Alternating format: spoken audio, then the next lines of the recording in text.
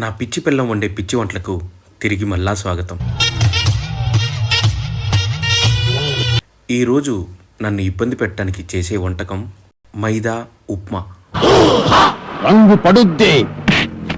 అదేంటి మైదా ఉప్మా అనుకుంటున్నారా? పోస్టర్లు ఇచ్చే మైదా పిండికి మావిడి చేసే ఉప్మాకి పెద్ద తేడా ఉండదులేండి.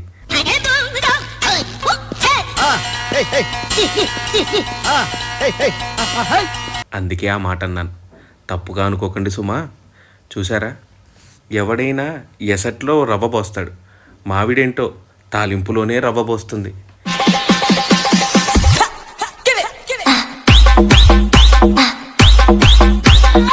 దానికి ఎన్నిసార్లు చెప్పినా అర్థం కాదండి.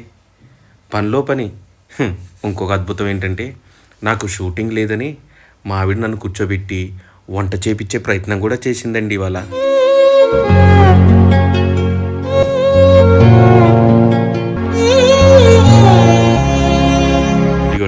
ఇప్పుడు చూడండి, అను ఉప్మా ఎలా ఉంది అని అడిగిద్ది.